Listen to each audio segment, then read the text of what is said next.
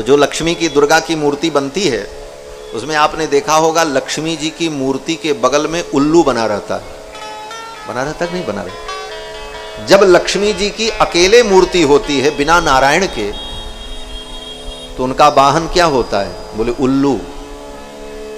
लक्ष्मी जी जब अकेले जाती हैं तो उल्लू पर बैठ कर जाती हैं, और जब नारायण के साथ जाती हैं तब गरुड़ पर बैठ करके जाती हैं। भगवान गरुड़ वाहन, गरुड़ पर बैठ करके लक्ष्मी जाती हैं भगवान नारायण के साथ। और गरुड़ कौन है? बोले गरुड़ वेदात्मा है।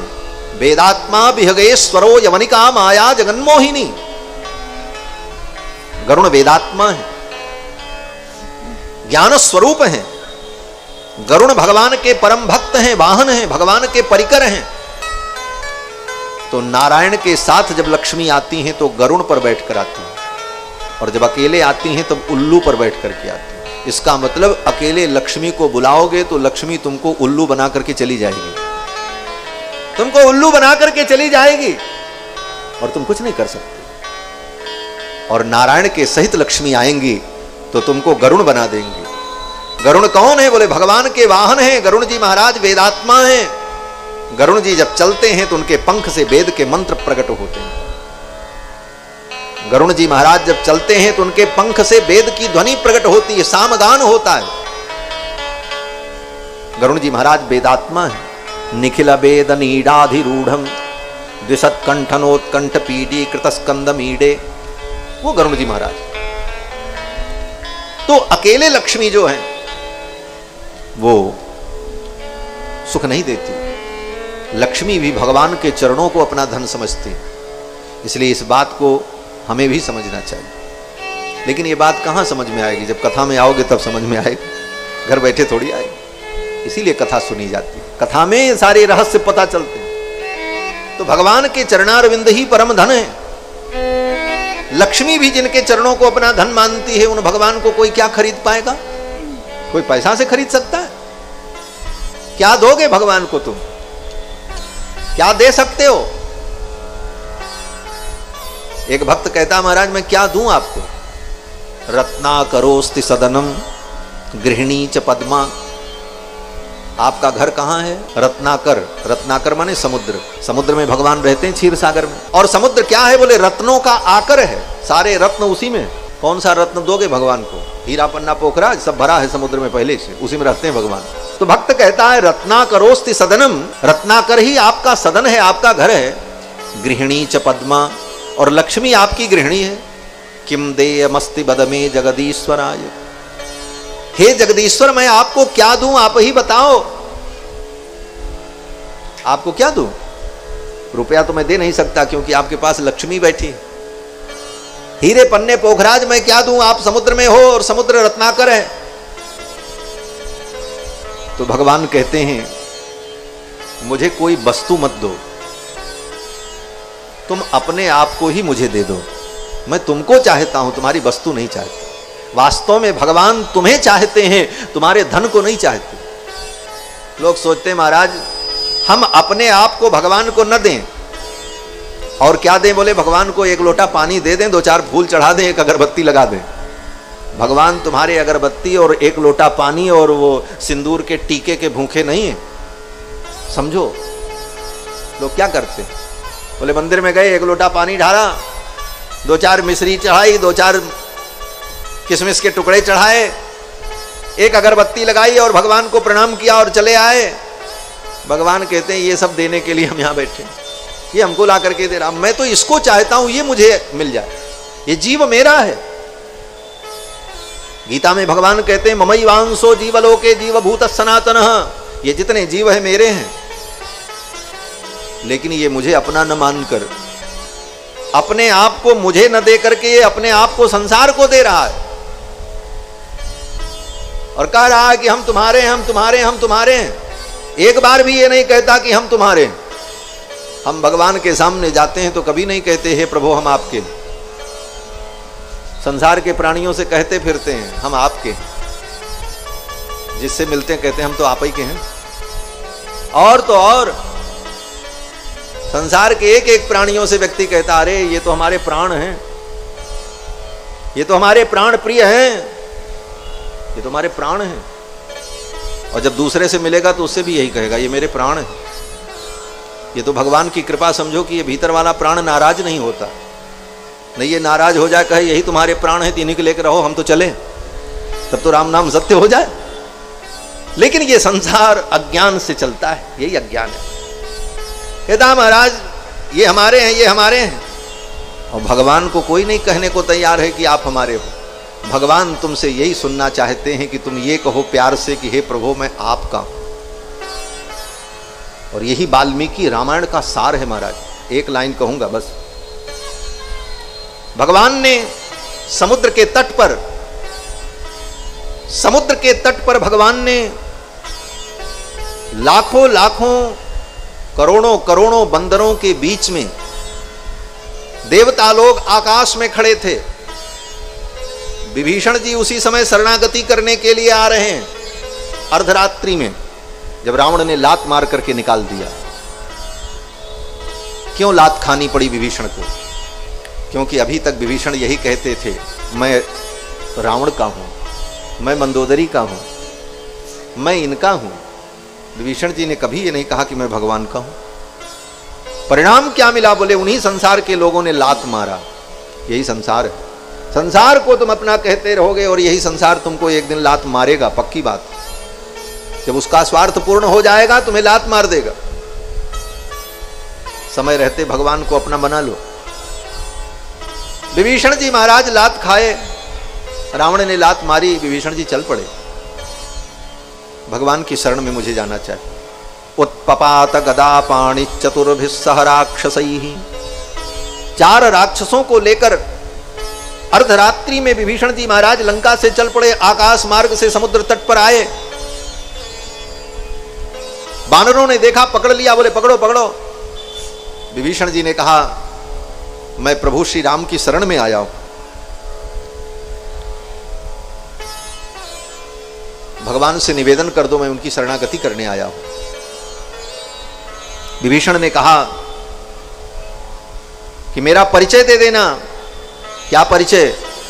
तो विभीषण जी कहते हैं रावणो नाम दुर्वृत्तो राक्षसो राक्षसेश्वरः। रावण नाम का जो दुर्वृत्त दुराचारी लंका का राजा है, तस्याहम अनुजो भ्राता, मैं उसका छोटा भाई हूं। लात खाने के बाद भी अभी उस संबंध को भूल नहीं रहे, अभी भी यही बता रहे हैं कि हम उसके भाई।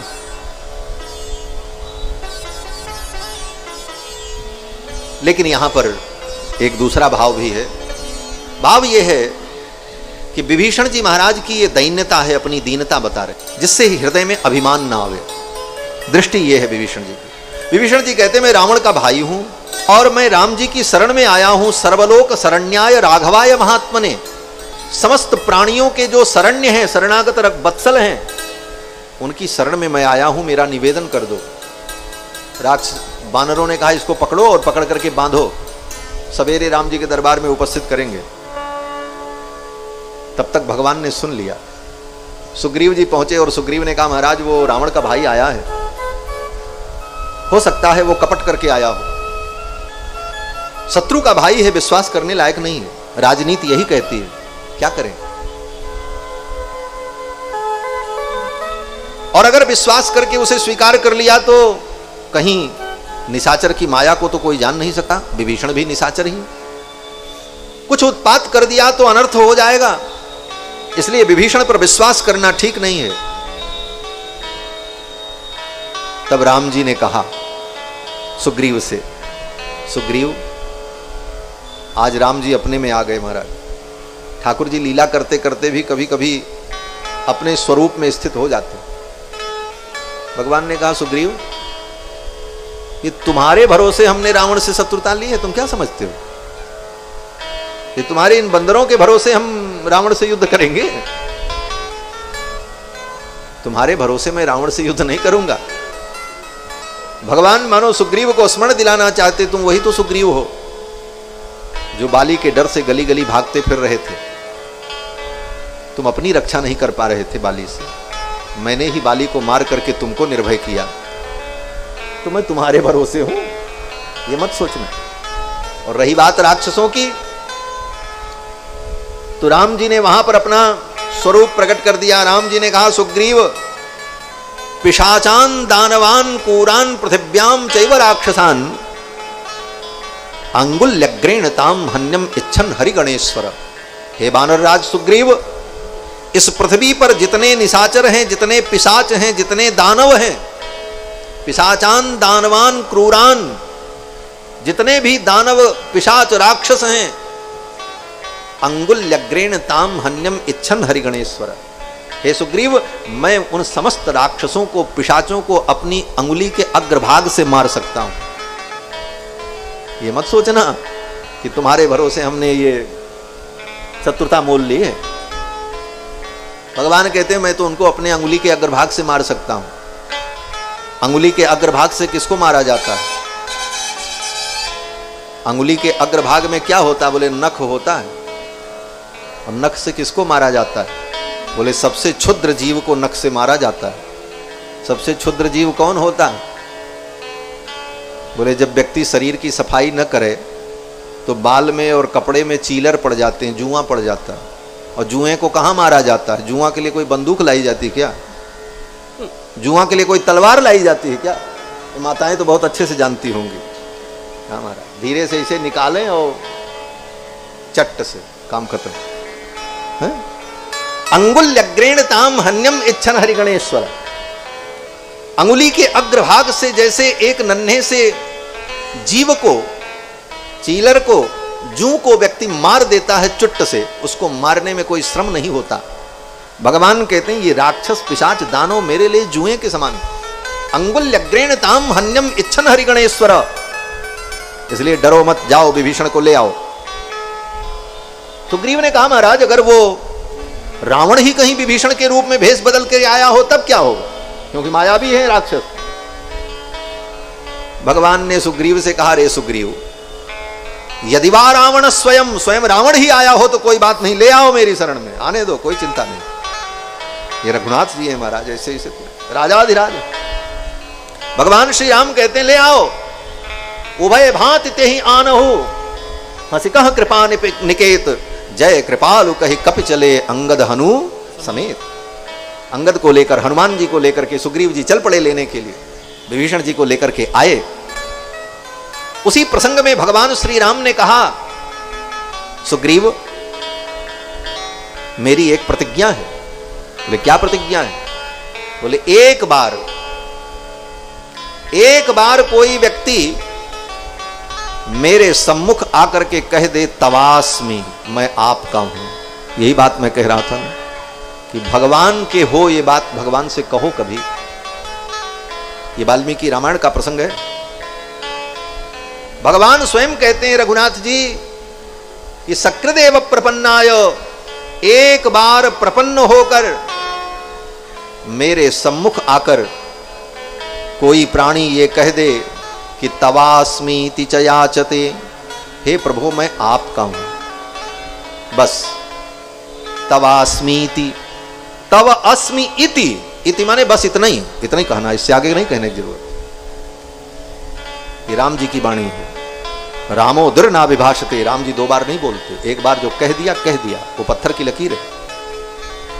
राम जी कहते हैं कि तवास्मि, मैं आपका हूं, इति याचते, ऐसी याचना कर ले, कह दे। तो भगवान कहते हैं अभयम सर्वभूतेभ्यो ददाम में तद्व्रतम मम, मैं उसको सारी दुनिया से अभय कर देता हूं, निर्भय बना देता हूं। ये मेरा व्रत है, मेरा नियम है। लेकिन कोई आकर के मेरे सामने कहे तो कि मैं आपका हूं। और विडंबना जीव की कि जीव भगवान से ये नहीं कहता कि मैं आपका हूं, जीव यही कहता मैं तो इनका हूं, मैं तो इनका हूं। अरे भगवान से भी एक बार कहो कि मैं आपका हूं। भगवान ये सुनना चाहते हैं कि तुम सच्चे मन से कहो कि मैं हे प्रभु आपका हूं। भगवान तुम्हारी अगरबत्ती और तुम्हारे फल फूल के भूखे नहीं हैं, वो तो केवल तुम्हारी भावना को व्यक्त करने का साधन मात्र है। असली भाव तो ये होना चाहिए, हे प्रभु मैं आपका हूं। और इस भाव से आप कुछ भी अर्पित करोगे तो फिर भगवान स्वीकार करेंगे। पत्रम पुष्पम फलम तोयम, पत्र पुष्प भी समर्पित करोगे तो भगवान स्वीकार करेंगे। लेकिन अपने आप को तुमने भगवान को नहीं दिया तो फिर कितना भी दुनिया की वस्तुएं देते रहो, तुम्हारी उन वस्तुओं का भगवान की दृष्टि में कोई मूल्य नहीं। वो भगवान है। भगवान को कोई खरीद नहीं सकता।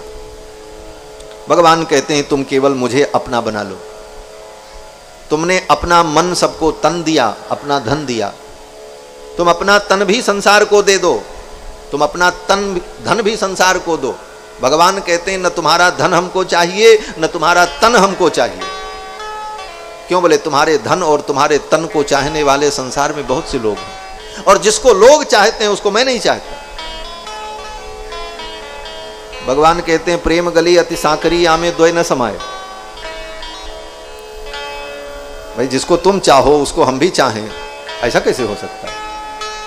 भगवान कहते हैं कि भाई तुम्हारे तन को दुनिया चाहती है तो दे दो तन दुनिया को, तुम्हारे धन को दुनिया चाहती दे दो दुनिया को, लेकिन तुम्हारे मन को कोई नहीं चाहता, तो वो मन तुम मुझे दे दो। और संसार में यही होता है, आपके धन को आपके तन को सब चाहता है, आपके मन को कोई नहीं चाहता। समस्या यही है। आज हम आप दुखी क्यों होते हैं किसी से? बोले इसीलिए दुखी होते हैं, वो अपने मन की चाहता है, आप अपने मन की चाहते हो। ना आपके मन को वो चाहता है, ना उसके मन को आप चाहते हो। आप चाहते हो हमारे मन की हो, वो चाहता हमारे मन की हो। कोई किसी के मन को नहीं चाहता, सब अपने मन की चाहते हैं, और धन और तन सब सबका चाहता है। भगवान कहते हैं जिस मन को तुम गली गली लेकर के घूमते रहे, अपना मन तुमने उनको दिया, और सब ने क्या किया? बोले सब ने तुम्हारे मन को उठा करके कूड़ेदान में फेंक दिया। बोलो श्री सीतारामचंद्र भगवान की। भगवान कहते हैं कि तुम्हारे मन को लेकर के लोगों ने कूड़ेदान में फेंक दिया, और मैं पीतांबर फैला करके खड़ा हूं, तुम अपने मन को मेरी झोली में तो डाल दो।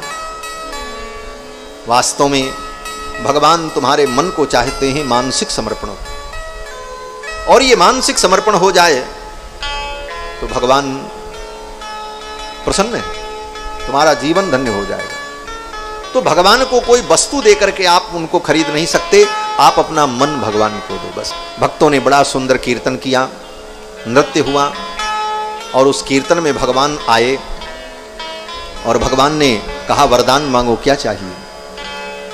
तो सभी भक्तों ने यही मांगा कि हे प्रभु, जैसे आज आप हमारे कीर्तन में आए, कहीं भी भक्त आपका कीर्तन करें, आपका स्मरण करें, तो आप उनके ऊपर ऐसी ही कृपा करना। इस प्रकार भक्तों ने जब वरदान मांगा तो भगवान ने कहा तथास्तु, ऐसा ही हो। इसलिए आज भी ये मान्यता है कि जहाँ भक्त कीर्तन करते हैं, भगवान का गुणगान करते हैं, किसी न किसी रूप में भगवान वहाँ विराजमान रहते हैं, उन भक्तों की कामनाओं को पूर्ण करते हैं।